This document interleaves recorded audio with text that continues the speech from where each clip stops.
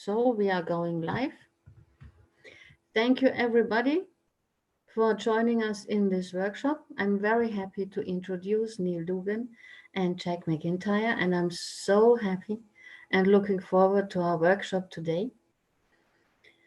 Um, I'm going into the background so that you have the picture and I'm there, and in case there will be any interesting questions in the chat, I will transfer them to you. Okay? Thank you. Okay, well, there we go. So, Jack, thank you so much for agreeing to work with people today with a workshop on intuition. And, you and I have had a long series of conversations, really, on this topic of intuition and how at this time where people are so in distress, there's no capacity that we have which is more important than being able to be intuitive and to recognize our intuition. So what I'm hopeful of tonight, I'm sure we can have it, is in the conversation, and we're going to do some give people ideas about what they can do and work forward with it. Is just how that they can start to recognize the information that they're already getting. So I guess that's my point, is that people are getting plenty of information, but they just don't know what to do with it. And so I'm going to throw it over to you, and if I've got things to interject with, I sure will, and we'll definitely collaborate and cooperate in this as we're going forward, which is the complete thing that's missing out of all of this lack of intuition, is people don't know how to cooperate, they don't know how to collaborate, they don't know how to join together, they don't know how to act themselves, because they don't have data, they don't have reliable data within themselves. So Jack? Yeah, that's right. Thank you, Neil. And I think this is a really important time when we've got something really significant globally like this going on, or when we are faced with our own personal life crisis that always comes along every now and then, is that we forget, or we don't realize in some cases, how important intuition is during those times. Like, it can be the difference between being able to really gather yourself and feel anchored and grounded, and to find a way through that relatively really well, right?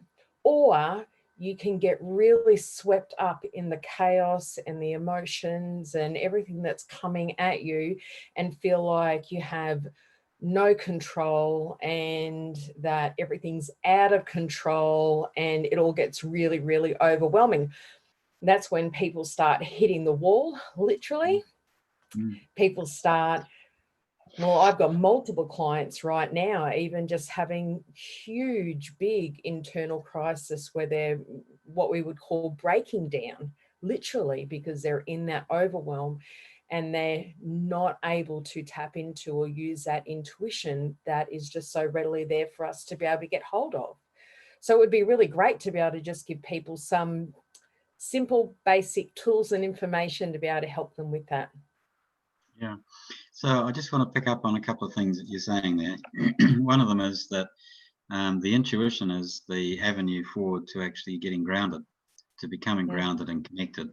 And when the intuition is cloudy and muddled because of all the chaos, and added to it is all the information which is streaming in through social media or the media or whatever it is, people telling you what to do on the bus. I had people doing that today. And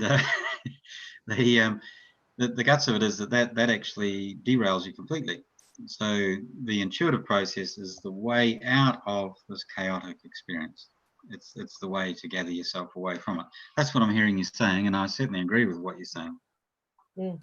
And I think sometimes people will say to me, well, how do I know if I'm in intuition? How do I know if I'm in that energy of using my intuition? And it's a good question, because for some people, it's not a system. I really look at the intuition like it is a huge, big system, right? And for some people, when they're not used to being in space with this system, using this system, getting to really know it inside and out, is that they will kind of struggle with, well, how do I know if that's intuition, or if I'm in that space of intuition, or if I'm listening to intuition? And I think there's just some simple things that can really help people to know that space. So, and you probably would have some more that you can add to the ones that I'm going to list. I guess a lot of people would get a sense of feeling anchored or grounded, like pretty sure-footed is the way that I like to put it. The winds can come and blow, but you're sure and steady on your feet. You're a-okay. The other thing is that you don't feel like all the information around you is actually coming into you, like you're sponging it. It's more like the information sits out here around you, where you have the ability to be able to look over it, to be able to sort through it, that kind of thing, which we can talk about more about later.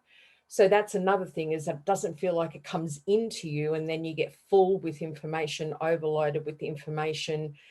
You start to get, you know, palpitations in your chest and short of breath, and your nervous system becomes a bit wired. So when you're in that mode, you know that that's not you being really anchored in intuition. Anchored in intuition is the information's out there, and I'm able to, from this perspective, sort through it in an easy manner that works for me. Mm-hmm. So I wonder if we could just clarify here. The issue is that if it's this chaos information, that it's not useful to us at all. So like if it's in a chaotic state, then it's just not at all helpful. So your way that you're visualizing it, or helping people to visualize and understand it, is that the information can come in close to you, and then you can filter it in position. You can filter it and work through it and make some understandings out of it before you actually select to take on board, you know, the information that is particularly relevant. So that, I'm getting that right? Is that what you're saying? Yeah, a little bit. I think some of what I've noticed happens a lot with people is that they don't realize that they have very poor boundaries when it comes to accepting information in. And all information has, it's in forms of consciousness, it has frequency, it has energy.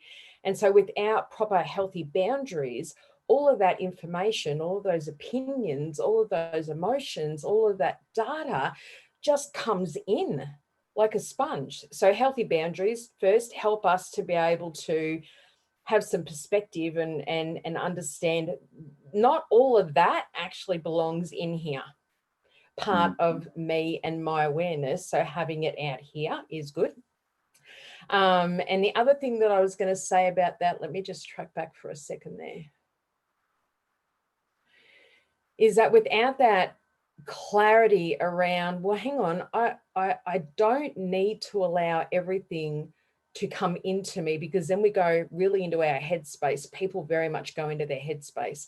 And when you're too much in your head, you're definitely not going to be able to interpret intuition or feel as though you're really anchored and strong in your intuition. You will not be able to get directive and understanding, information, feedback from the other brains in the body, namely, and I know Neil knows a lot of work around the rest of the brains, but namely the heart brain and the gut brain, especially the gut brain, which is so critical for feedback, for intuition, for lots of really cool stuff like that. So keeping the information just out here in the environment. So yes, you can be accepting of information. You can say, well, that's interesting. I'm going to let it kind of rest on the table in front of me, not in me. I'm not going to take it on board and go into my headspace. I'm just going to let it rest on the table in front of me. And then when it feels right to me, I'm actually going to start sifting through that information, using intuition, sifting through the information, and I'll sort out, and my intuition will help decipher what information is right for me to take on board, what information is right for me to know, What's the most important thing for me out of this? Do I need to know about? And also, is there truth in this? Does this resonate with me? Is it my truth? And if it's not, then that's where you just come back to your healthy boundaries. It's like, it's not my truth. It doesn't resonate with me. So therefore it's not valid. I'm just simply getting rid of it so we can put it to the side. But then at no point does it come in and it's overwhelmed you in any manner. So you're kind of like a really clear vessel, so to speak. I don't really like to use the word vessel because it's a bit cliche, but you know what I mean when I say that, I suppose. Cool. Very cool. So, yeah, look, there's so much that you're saying there. There's so many points, and for people viewing this, the key things is that it can be safe. So, an intuitive process it is, potentially safe and constructive and grounding. So, we can be doing all of those things, and it becomes that way. If I summarize what you're saying, and tell me off if I'm getting it wrong. But, fundamentally, you're saying that it's good to be able to actually do some reviewing outside of your system before you actually bring it fully inside your system. And for the reason of not confusing your head and so on. Yeah. We've been taught from a really, really early age to exist up in this space. Majority of people will have heard, I mean, they know that we've got a brain that operates in this space, but there are so many people that don't even know that we have a heart brain or that we have a gut brain, and what the heart brain's role is for them and what the gut brain's role is for them, because it's enormous what their roles are, what their personalities are. They've got really unique functions that they do, as you know. So when we can have that knowledge of even just basic functioning of what our head brain does, our heart brain does, and our gut brain does, it can start to allow these three brains to kind of come back into their roles and take more over what their natural roles and functions are. When that starts to happen, you find people start to come out of their head. So they're not allowing all this information from the environment, from social media, from big media, from whoever else to come in and flood into this headspace, because this was kind of never meant to be able to deal with all of that anyway, which is one of the reasons why people go into massive overload. Part of what we do is that as the information comes towards us, the gut brain or the etheric brain helps to look at all this information and really has an efficient sorting system and knows what is the best thing for you to know about right now, or is potentially toxic for you, or a time waste for you, or going to be harmful for you as information, or a connection, or whatever it is. That etheric brain, which is a huge part of the intuition system, just helps sort everything out so that you can go through everything that is landed on the table in front of you and get through the information that way. But you brought up a really good point before as well, because I've taught intuition in many different forms for a lot of years now. And one of the common things that I hear from people is, well, I'm not intuitive, or I don't think I've got intuition. And a lot of people think it's almost like something like, do I have to go to the store and buy it? do I have to like put it in? Like, everyone is intuitive. Everyone's born with that innate capability within them. But for a number of different reasons, and there are a lot of different reasons, we find in so many people, it's either lays dormant, or we simply don't have the correct wiring processes literally in place so that they can tune into it, so that they can hear it, so they can start to get access to it.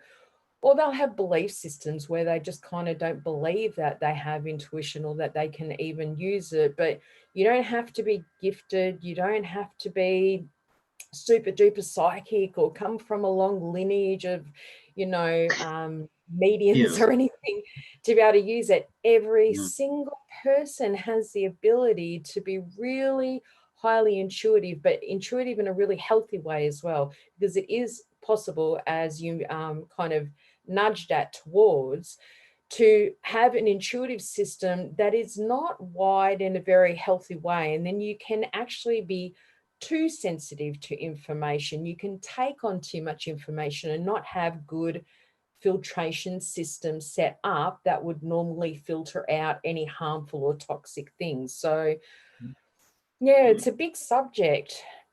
Sure is. So you touched on, I think, what is one of the absolutely critical pieces in this, and Jack, I know that you're working with a 3-brain model, and what you're identifying is that a big aspect of the intuitive process is actually gut brain. So it's, Yeah. you know, I would think of it as being an instinctive process, and today I was actually with a fellow, and we were standing in a queue at Bunnings. You know, you can't have too many people in the store at once and all that type of thing. So we're all standing outside waiting to go in. And we were talking about intuition because I knew we were going to have this workshop tonight, and you know, he knew that I was doing it and was interested to hear what I said. And he said, well, how do I do it? What do I do? And I said, the first thing I reckon that you should do, mate, is you should put your hand on your gut, and you should have a look at these people in this queue and tell me, what are you getting from them? What's coming into your gut? Forget about all this thinking. Stop thinking up here. Do the thinking down in the gut. So I got my hand on my gut here. I know it's not a very good picture.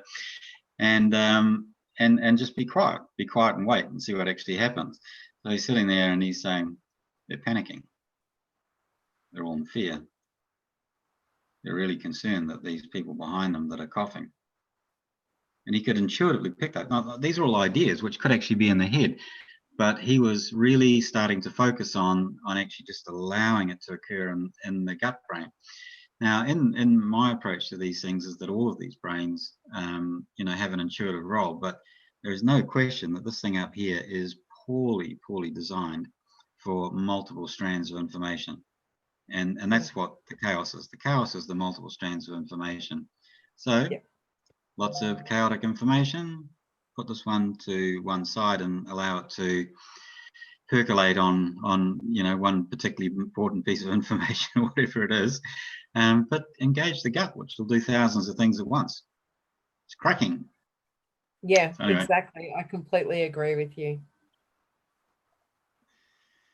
So what would, like, you know, I just gave the idea of an exercise there, which is you see a situation which is unsettling to you, recognize that it's unsettling. I am unsettled.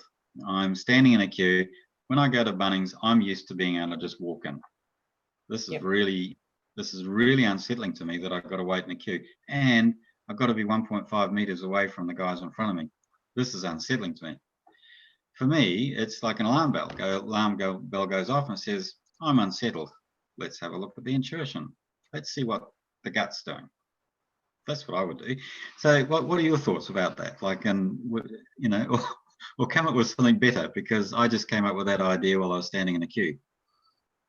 Yeah, that's a great idea. I love that. And I probably will give that a spin at one of the classes that I teach next time, because in all the in-person classes that I teach, the live classes that I teach, it comes up every single class. It's such a common thing that people say, can you please teach me how to be able to know what my intuition is so I can actually get a sense for it, I can feel it, and give me some just basic tools to be able to keep learning this every single day. So I'm definitely going to take that one and use it as well. For me, I have found myself in quite a lot of those situations over the past few weeks. I have noticed that it's been a real interesting trigger for me to be told to stand in line and wait outside, you know, with everyone else because there's too many people in there, and you can feel like it's such a strong feeling in the body. You can feel people's fear, and the tension, the collective tension is just incredible, right? And I guess one of the things that pushes my buttons a little bit is that we're just so not meant to be in that space naturally. It's so foreign to us, and it's so devastating to the immune system and our intuition system. So what I personally have found myself doing in those experiences is I've got to stand there. I can't do anything. So I'm just closing my eyes and I'm taking a nice big deep breath, and I'm recognizing I've come more up into this space a little bit while I'm driving and parking the car and figuring out what I need to buy from the grocery shop. And I've come more into my headspace. So I'm going to take a moment to take a nice big deep breath, and I just start dropping down through my body, and I come and rest in my heart. I come down into the heart and I rest my awareness into the heart. Now, part of my awareness is going to stay in the heart. And on my next breath, I'm just going to take more of my awareness and I'm going to travel all the way down to my gut brain. And I notice instantly when I start doing this, and the more you do it, the stronger it gets, the easier the visualization process, the quicker the entire sensation through the whole body happens. Is that what I notice, that I go and drop down into my gut brain, it feels like completion to me. That's the best word. I feel complete in that moment, like I've come back to myself. And then I feel good in this space. I feel really good and I feel really centered and I feel calm again, and I'm A-okay. So that's definitely something that somebody can do really easy, just in a couple breaths. And it does get easier as people do it. It really is like, and I think you'll agree, it's kind of like you got to lay down muscle memory. So the first few times you do it, you might think, oh, it's a bit weird, or I'm struggling to bring my awareness down into my brain. But if you just give it a bit of practice and make it a habit, it gets easier and it gets so much enjoyable. Okay, great. I'm going to ask you if you wouldn't mind actually just leading us through that process, to breathe it through us, and just maybe we could choose a topic out of this miasma of junk that's going on. Pick a topic that suits you, and you know what the stuff that would go with it, and just actually tell us how you're going in and what you're experiencing and how you're directing it to that coordinated and coherent gut-brain response, gut-brain processing. So I think this is really key stuff that you're talking about here. So let's have a go, if you don't mind. Okay, cool. No, that's fine. Just give me a second, because I'm going to go for a wander and just find what our topic is. Yeah, this did come up for me a few seconds ago, and I just wanted to tune in and make sure it was still the right one to go with. There's this concept that comes up around conflicting opinions. So people having all different opinions, and people might feel strongly about certain things, and it's met with an opposing viewpoint. And there seems to be a lot of conflict coming up around that. For some people, depending on what spaces you're in, what social media groups you're in, for some people, they're finding that people are becoming more respectful of that. It's like, you've got your opinion, I've got mine, we're cool. But we're also hearing and seeing a lot of people where it literally is two opposing forces meeting, and there's a big bang in the middle. It's I believe this, I see this, I feel this, and the other one says, I feel this. And so it's opposing forces and getting a lot of conflict. So we're going to kind of use that, just opposing opinions. Right. Because that generates some buttons being pushed, that generates emotions, that generates a whole lot of feelings in the body, can very much easily bring people up into their headspace. So we're going to start by taking one nice big deep breath in. We're going to take it as big as we possibly can, and we bring all of our awareness back in behind our eyes. So if we go right in between our eyes, sitting in behind the eyes, this is where we're going to come and bring our awareness.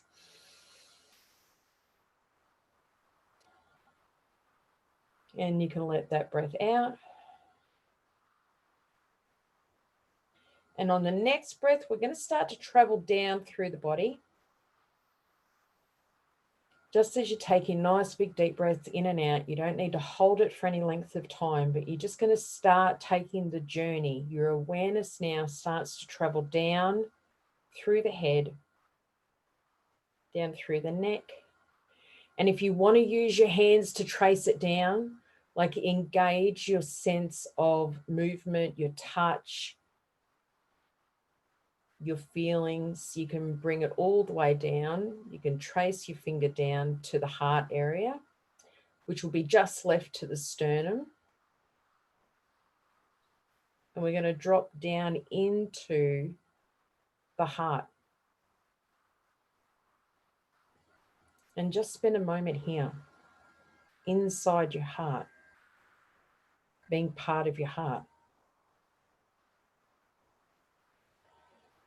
Nice big deep breath in and out.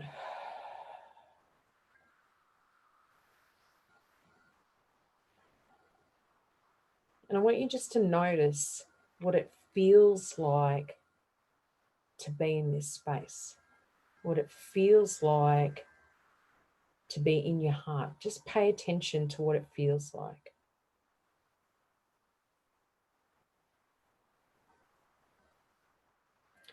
Now, while you're here, you might actually notice some colors.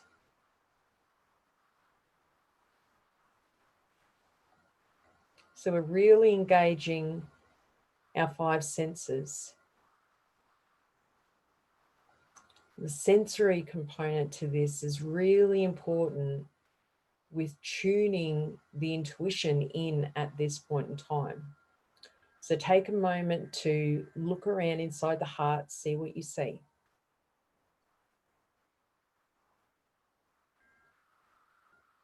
And see if you hear anything. What do you hear?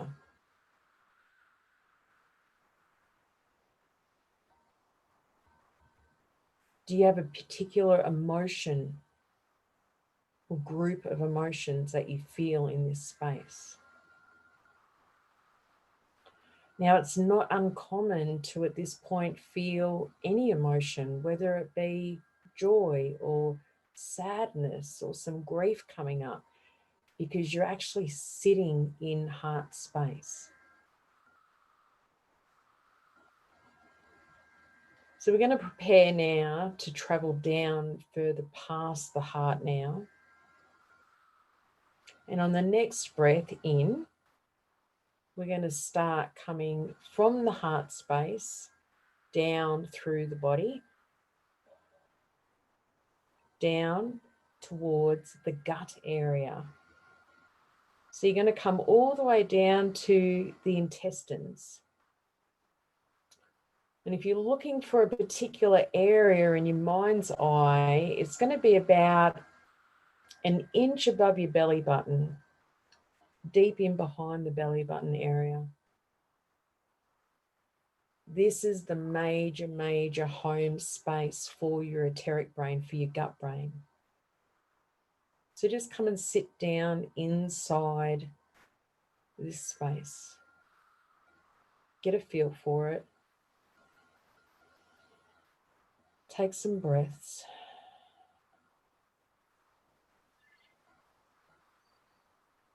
And I'd love to know what it feels like to be down here, because it quite often can be a very different experience to being part of the heart. Being part of your etheric brain can feel very solid, very weighed down, very anchored, almost like a rock solid kind of feeling. You can feel very secure, very safe.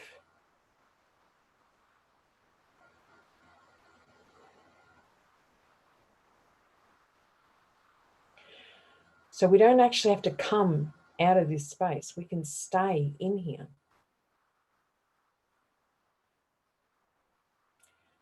And I think it would be a good idea to actually stay in this space, Neil, not to come out of here, not to bring anyone out of it. There's no priority for us to come up to the heart or back up to the head brain area. So we can just kind of leave ourselves anchored down in here if we like for the remainder of the time.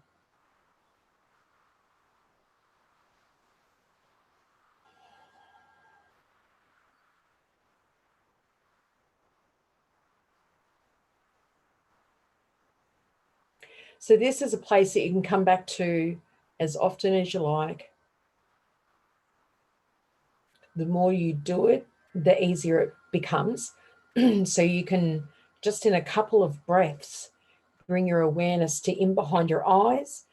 And another area that this is called is the brow chakra, or where the pituitary complex is. So when you come into that space in a couple of breaths, you can come down to the heart, then come down to the gut brain. When you sit down in the gut brain, use your 5 senses again to get a feel for what it feels like to be in this area. Look around and see what you see. And if you're struggling to be able to see anything, one of the things that you can say to yourself is, if I could see anything, what do I imagine I could see? And let the imagination guide you in what it is that you can see in this space. It could be anything. It could be a shape. It could be a memory. It could be an object. It might be a color. It could be an emotion that's wrapped up in color. It can be absolutely anything. There's no limits on this. So getting familiar with coming down into that space as often as you can is going to help really, really ground you throughout any stressful period that you have, any crisis, any chaos going on, anything at all. Awesome. That was a great exercise, yeah. Really good exercise.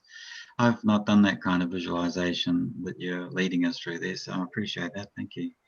It's really interesting. No problems. So would you like me to share that experience, or do you think that's appropriate? Yes, or definitely. It would be great, yes. Okay, so in the head it was all monolithic, and it was just very clear focus on the logic of our workshop and the structure of it and all that kind of stuff. When I went down into the heart, I had an image, and as I say, like, I don't normally do visualizations which involve images and that type of thing, but the image I had was of a comfortable living room, sort of 1970s furniture, so like something from a movie set. And in there was anticipation and eagerness. So it was all about eagerness. So the emotions and all of the experience in there was eagerness. And there was some nice comforting music being played and that type of thing. But it was very highly alert, but in this sort of comfortable, eager way. Like there was this eager anticipation. When I went down into the gut, it was as though I was in a super speed subway station where there was like hundreds of trains coming and going all the time, but super speed up. So like it was just trains coming, going like that, and people everywhere. But the interesting thing with that is it felt really solid, felt really strong. It was just all the stuff going on. I didn't need to know who was on every train. I didn't need to know where the trains were going. That all of that stuff was unimportant. It was taken care of, and I could just be there and amongst all the zooming stuff that was going on. So that may well be part of my filter, which is that the enteric brain does thousands of things at once. So like that may well be why I ended up with that imagery. So I just say it's not necessarily that clever, but it was interesting, this train station. And it was flitting, and there was airplanes landing and taking off and all that kind of stuff. It was super busy. Interesting. Yeah, and that's a great point. Without emotion. So sorry, it was without emotion. So like there was no ups or downs. It was just solid and confident. Confident would be the word. It just felt competent. It just felt really competent. Yeah, I agree. That's a good way to put that feeling. So how about yourself? What did you find? It was interesting when we came into the space of the head brain, I was very aware of what the focus was that came up with the opposing opinions sitting there, and how just interesting it is to even watch that sometimes, opposing opinions kind of meeting. And then when I came down into heart space, it was more a fusion of colors that I saw. And quite often, like, I'm very visually based. It's one of my stronger of the senses, I would say, and my sense of touch. So I get really strong feelings, and I also get really strong visuals as well. So I saw a lot of almost like pink and red color that was, as the longer we sat there, it shifted into like a light pink, and then it went into a white, like a brilliant white. And that was beautiful. That just had a really peaceful feeling to it. So even just coming into heart space alone, you know, is just magnificent to be able to bring somebody into that center. But when I went past heart down into gut, I had a similar experience of feeling just rock solid, so rock solid and centered, and no need to do anything or be anything or look at anything or anything. I did have that same awareness of lots of incoming information.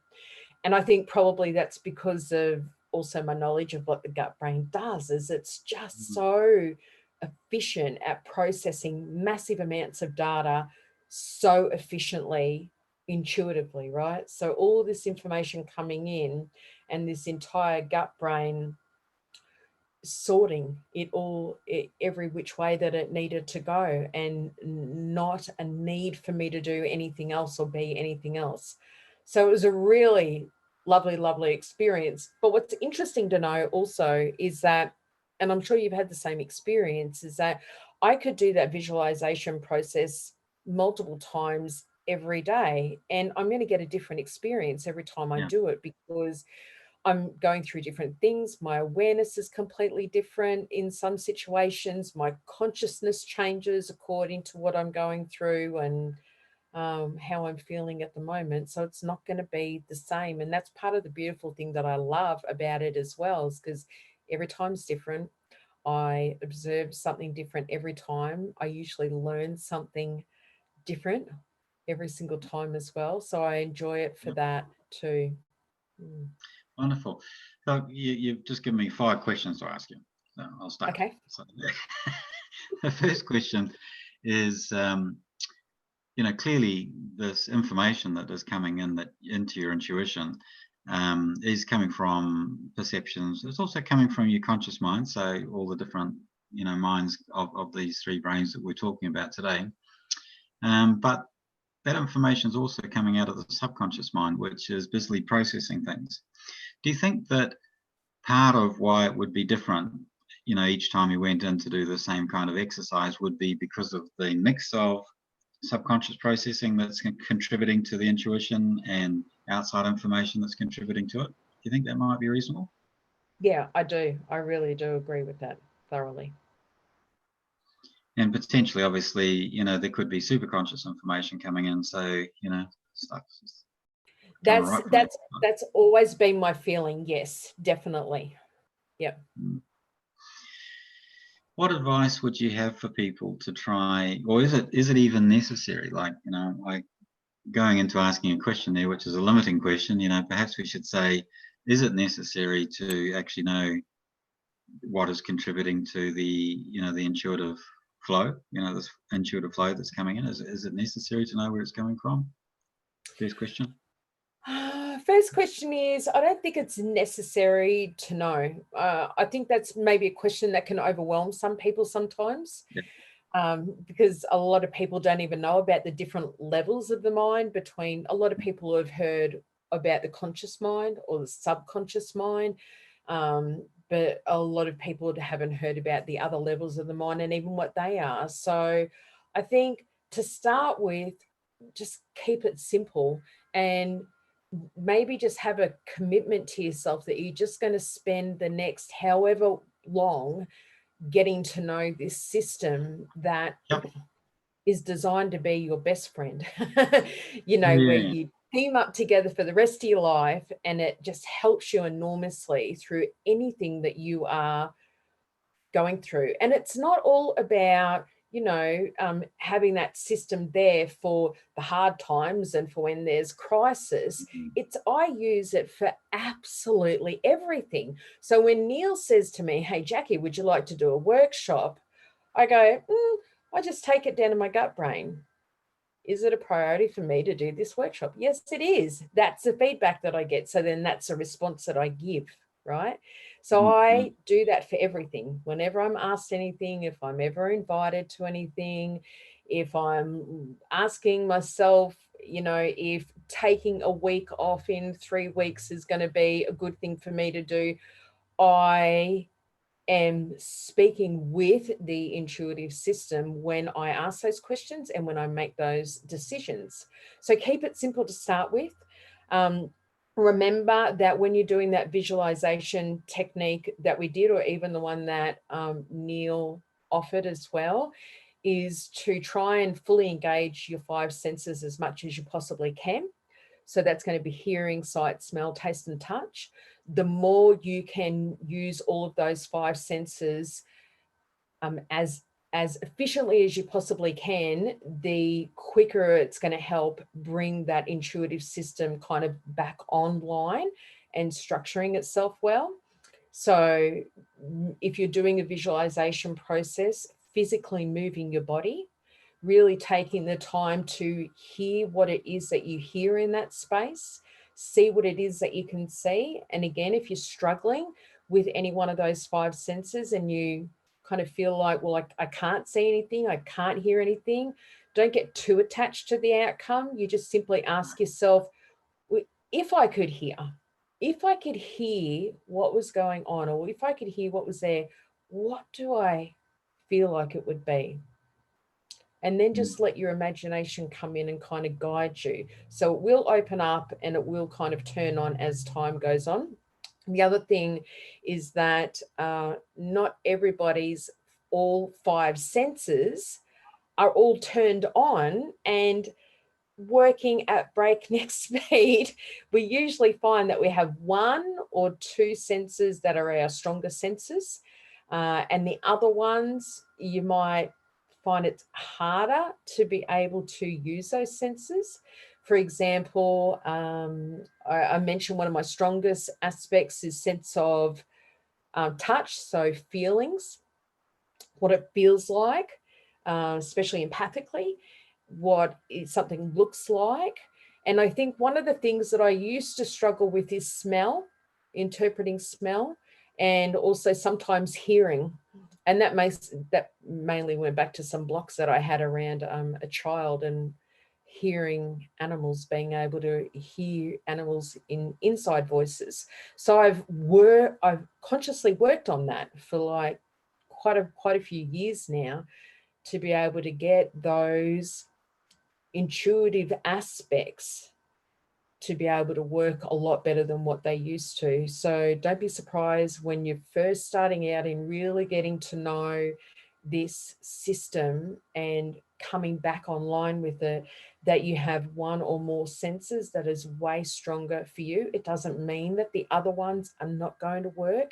It just means that it might take a little bit more time and a little bit more effort to be able to get them to turn back on for you.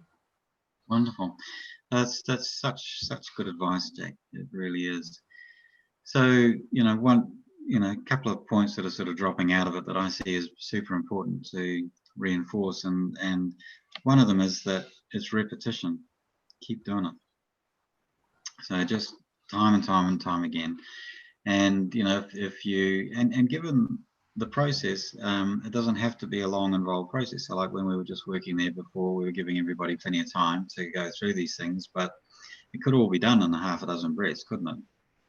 Yeah, that's exactly right. And so to commit to doing it, for yourself, whether you're feeling good or feeling bad, you know, and that was this other point that you made, is that it's not a tool for when things have turned, you know, turtle on you. It's it's actually for you know, the everyday stuff going forward. And then one of the other things that came through, which you didn't mention about, but I'll just sort of raise, is that if people are, you know, feeling that they need to develop this intuition because they're feeling anxious, you know, like that, oh, what am I going to do? I've got to do something. So, you know, okay, we can try this. If it's being driven from that need to control everything is going to be extremely dominant.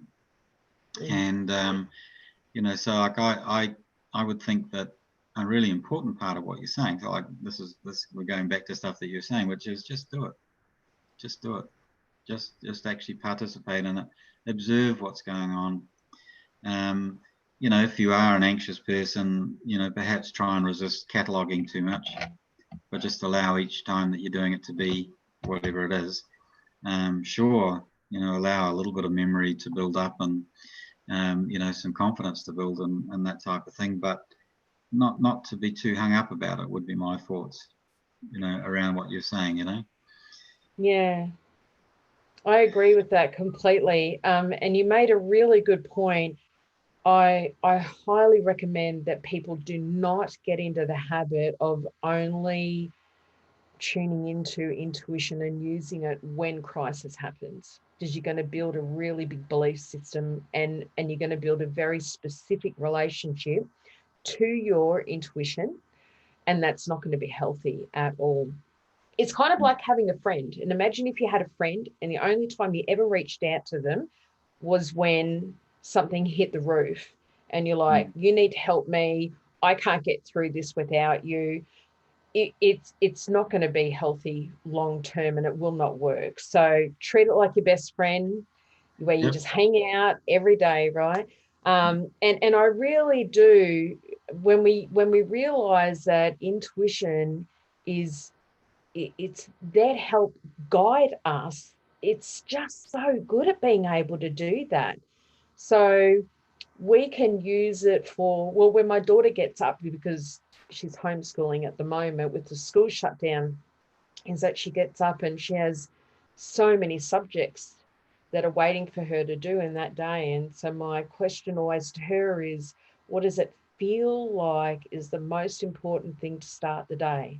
So when you can take that question, like I have this subject in front of me, which one out of all those is the most important one for me to start off with the day? You can take that question to the gut brain, and the gut brain will bring up biology or bring up maths or whatever it is. And then you just act on that. You don't question it. You don't kind of have a big discussion with intuition. I thought, oh, well, you know, I thought English would be better. No, you just receive the information, work with the information. The other thing I want to mention too is that I've found that people get really hard on their intuition. It's like they don't give it any chances, right? So we have, I mean, think about this, right? We have muscles that pull and strain. We have joints that, you know, will strain. We'll have immune systems that are not so great sometimes. Do we sit there and go, well, that's it? Like, you're a bad immune system. That's right. I'm fed up. I've had enough. You're out. But people get that way with their intuitive system, right? They go, oh, I trusted in you, and look what happened. I'm not listening to you anymore. And we just give it zero chances. It's like any other system. It's going to have little breakdowns in communication. It's going to have times where it's working brilliantly and days when it's something happens, something interferes with it, something happens to us and it doesn't work so well. And as long as we know that, hey, that is going to happen, then we just become easier with going with the flow, not getting hard on the intuitive system, and we just recalibrate. We just come back and go, okay, no problems, let's start again. Yeah, well, it's time to do some work with one of the filters that's been sitting in there. I remember many years ago when people were asking me about intuition, I just popped into my mind, and they were wondering about what they should be eating. You know, so they wanted to become intuitive eaters, and I said to them, forget all that. complicated shit. And I said, what are two things that you like to eat? And I said, I like eating toast for breakfast. It's not a good dietary thing. Nobody believes it's a good dietary thing. I don't, but I like it. I like eating toast. So I also like eating either Marmite or Vegemite or marmalade. So I said, you hold out your hands and you say, on one hand, we've got a piece of toast with Marmite on it. Other hand, we've got a piece with marmalade on it. And that is the question, Marmite or marmalade? Yeah. That doesn't have to be more complicated than that. And it's stunning how fast you begin to get this enteric brain information, and it's directly coming from that enteric brain. That's what you're talking about is absolutely my experience as well. And I absolutely love it, the way that you're talking, Jack, about how hard we are on our intuition. It's like our psychology, like people were more than happy about the fact that the leg's not working or the hip's giving them trouble or something like that. But as soon as they're feeling a bit depressed or a bit anxious or something, oh my God, this is the end of the world, and we're not going to tell anybody about it because it's absolutely shameful, it's out of control, and and all the rest of it. So all these things which are to do with thinking processes, which is what intuition is. It's the thinking of the gut brain. That's what we're talking about today, anyway. Go easy. Yeah, go easy. I mean, that gut brain is its intelligence levels is it's next level. Its intelligence levels. So it's there to help you know what the right way forward for you is and how you're going to do that.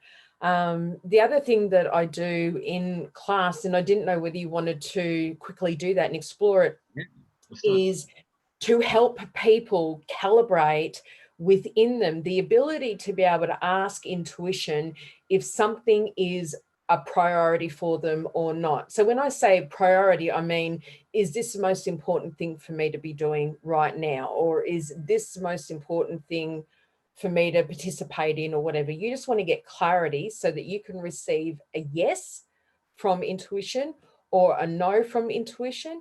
And there's even like this cool response that I get from the body where if I'm being a little bit lazy on my questioning, like I've not been specific enough, it'll kind of give me a like not yes, not no, but a like that. And I go, oh, I've got to be clearer.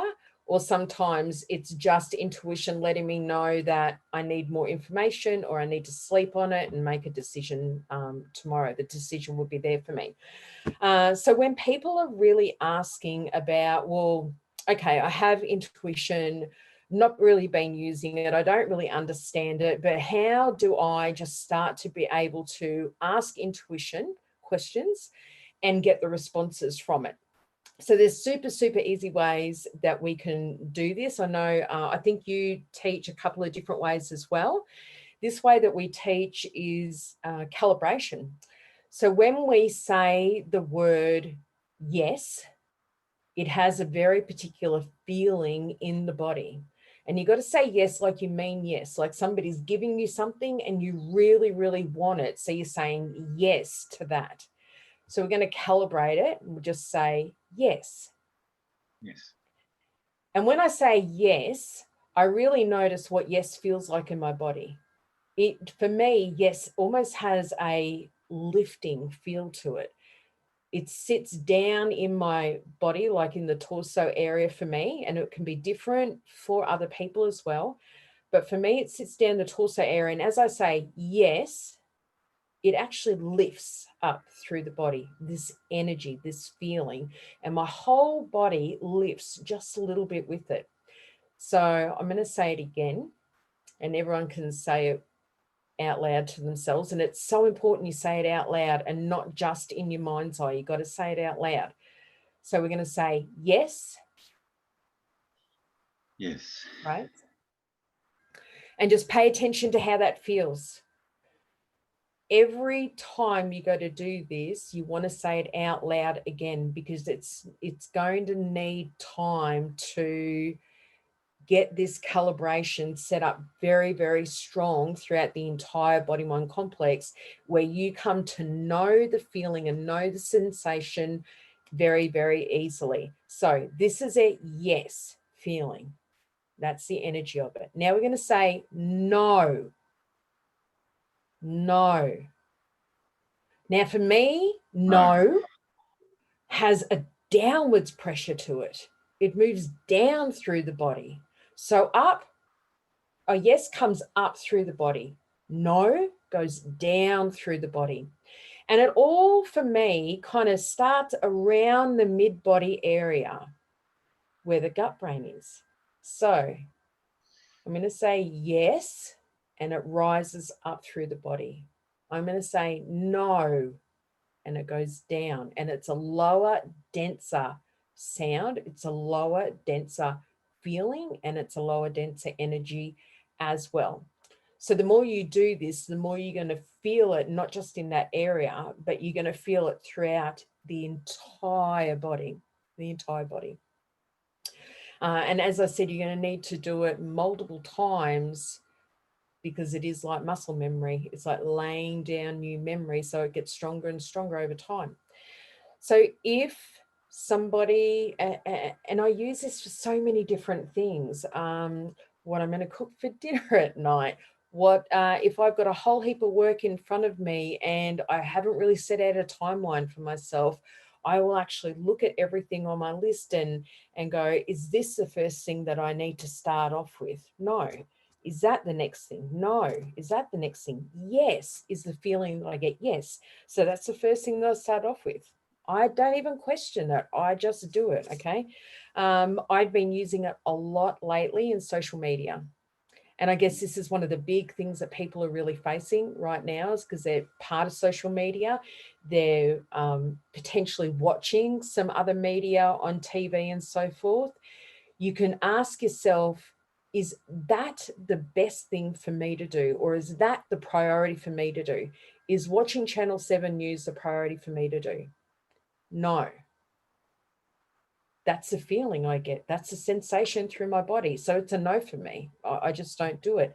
Especially on social media, you might see things coming in from friends, from groups, and your first response when we're kind of in our headspace, the first response might be to respond.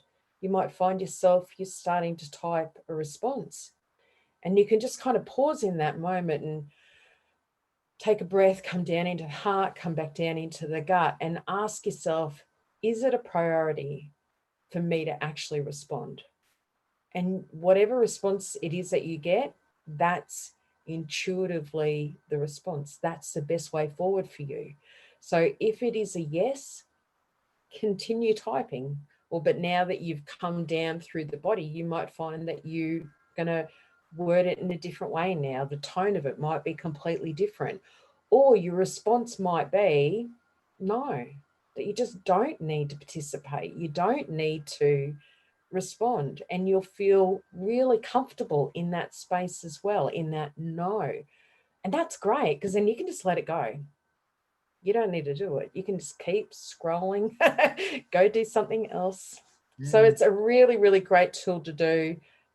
Super easy. And once you've got it for the rest of your life.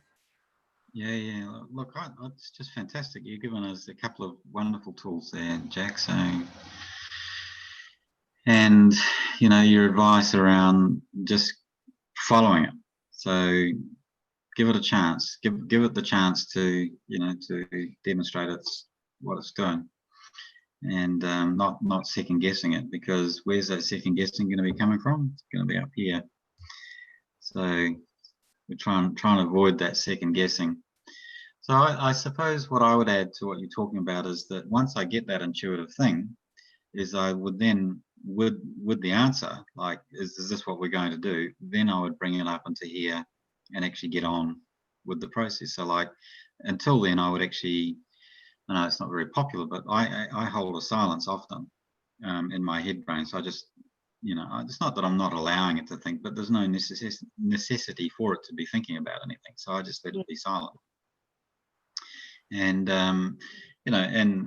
can doing all kinds of things, as you say, like you could be doing emotional work, or you could be doing an indirect work or whatever. But Yeah, so that's cool. That's beyond cool, I have to Yeah. say. Very good. I Very good. think when people, it can be such a really beautiful experience, because for so many people they're experiencing, the biggest word I'm hearing is uncertainty. Nearly all of my clients are saying that same word. Times are really uncertain. I feel uncertain, scared, Mm. fearful, angry, even. Like, there's so many things that people are going through. So when you can come into this space of this really special relationship with your intuition and allow it to be able to help you and guide you in what it is that you could be doing next or now, whatever, you're going to find that it is so much more peaceful, that you are just spontaneously happier, that you feel more centered, that you feel more collected, that you don't feel overwhelmed, that you, it's kind of like I've got this feeling. I've got this. Everything feels really, really nice. I've got Mm. this. And that's an amazing space to be able to be in when there is a lot going on out in the environment. That's a sacred space. So you want to hold on to that. Sure, sure. Mm. So the example that we're working with there is this business of opposing opinion. And of course, Mm. people can have opposing opinions within themselves. So it's not unknown. In fact, it's pretty common for people to be holding a couple of completely opposing thoughts all at once. And that uncertainty, like, we're just taking action. We've got an answer, we're going to take action. We've got an answer, we're going to take action. We've got an answer, we're going to take action. And that allows completely that there's alternative opinions or opposing opinions within ourselves, or within our environment. Right at the very beginning, you talked about that there was this experience of that clash of opinions. And I was thinking to myself, well, what does Neil do? And first thing is, Neil laughs. So there's some part of me that actually that finds it funny. I find it funny that there's opposing views and that there's a crash. And I'm not sure where that is. I probably need a bit of analysis on that. But anyway, that's what I do. And then I just get on, and I don't have uncertainty as a result. And I in a slightly different way, I follow your guidance. Like, I'm following along the sorts of approach that you're talking about. And Mm. I don't feel in an uncertain place. Do you feel uncertain, Jack? No. Yeah, like, you're not happy about shit, but that doesn't mean that you're uncertain about it. Like, No, that's right. If anything, this experience to date has taught me so much about myself, so much about myself, especially when it comes to the concept of boundaries. I recognize that I've thought that I've been really good with my boundaries in my past, but I haven't been as good as really what I could have been, and I haven't taken practical action in my boundaries. And so as a response to that, I feel like I'm kind of seeing some things now showing up in life that are a direct response of me having lazy boundaries. Me in the past maybe saying, I don't really like what you're doing, but it doesn't really affect me. So, I'm not going to worry about it. It goes against my boundary, but I couldn't be bothered doing anything about it. So it's really been great, this whole experience, just showing me where I've really dropped the ball for myself in the past, and how just taking better practical action in my boundaries and not waiting until, I'm the frog in the boiling water, like not waiting till it gets so uncomfortable, but that I'm like, oh, now I'm going to take action because now it's uncomfortable. Is that we're really poor on taking practical action at the first sight of one of our boundaries being breached, and it's not okay with us. So yeah. we're usually very, very poor at taking practical action at that point. If it's not uncomfortable enough, we tend to let it slide and go, that's not really a big deal. I won't worry about it. And then we end up with these situations where we have a lot of personal boundaries being breached, and it gets really uncomfortable. And then we're like, oh, I really don't like this. Okay. Well, look, that's absolutely fantastic. Was Yeah. there anything that you know else that you'd like to share, Jack? Is there a particular topic that I've scooted you past or something?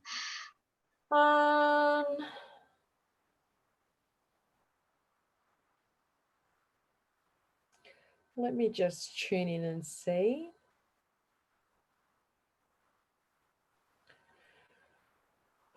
The thing that comes up for me is just to reiterate the belief for people to know that they do in fact have an intuitive system, that it is amazing. It is capable of so much more. And we've only just started scratching the surface of the iceberg with this one, as far as when it comes to intuition and us knowing what it is that we're actually capable of being able to do as sentient beings with this system. We've only just started to be able to touch the surface with that. So it's not a matter of whether you do have it or not. You do have it. Everyone has it. So having that belief in yourself that you have the ability to be able to tap into that, absolutely. I've never, ever, ever met anyone who couldn't do it, ever. So everyone can, yeah. I completely agree. And, you know, people like you and I aren't really special. It's just that we practice more.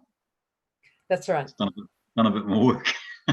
Yeah. Cool. And there's Yeah. so many really cool things that you can do with that intuitive system. I mean, we've just like skimmed over the top of just a couple of things tonight, right? But it gives you, and it just opens up a whole new world. You can start doing so many cool things with that. So definitely a journey that you want to take, because you start then perceiving yourself and the rest of the world around you in very, very different ways. So fantastic for personal growth and spiritual growth. So it's a tool. It's the master tool going forward, is to be able to do these things. Yeah, I agree with you completely. Yeah. Well, Jack, thank you so much. It's been wonderful. I've just been trying to raise Marianne there and to see if we've got questions. But if not, we don't have questions. We have a lot of approval, and we have greetings from Nairobi in Kenya. Nairobi in Kenya. Wonderful. Wonderful.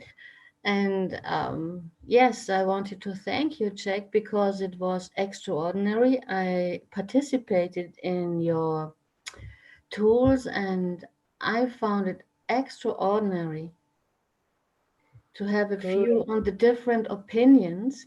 And I really got a clue about what was going on with our problems. And it was so fantastic. Nice to see that. Yeah. So nice. I'm glad. Yes, and I hope that you will participate on a matinee once in a while, and maybe we can do other workshops together with the people who are going in the same direction as you are. Yes, it might be even more interesting to get a wider view and a more global view on things. Yes, definitely. Would love to. It's all very well.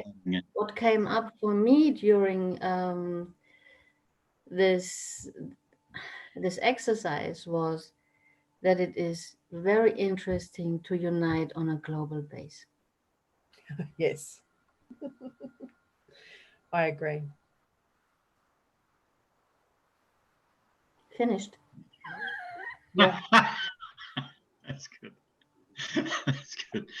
So it's interesting, like, you know, we have these clashing opinions, and one of the fascinating things is out of the 70 or more people that we've been speaking to in the Congress and in the summit, like there are some diversity, there's some real diversity, but there's some tremendous commonalities as well. Like it's amazing how much commonality there is. And I believe that, you know, what we've been talking about tonight, Jack, you know, you've been helping us with these tools. You know, the business of getting in touch with intuition, that's something that comes up from speakers over and over again. You'd back me up on that, Marianne. This is a Yes, common definitely. thing that people, yeah. Definitely.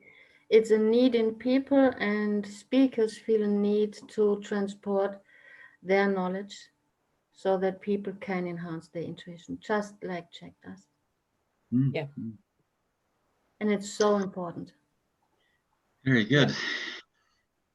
I also want to thank Jack. Jack's up late at night. She's on the east coast of Australia, so you know, it's only 8 o'clock here in the evening. But Jack's after 10 o'clock at night, which is, you know, you're doing well, Jack. So thank you so much for being here at a late hour.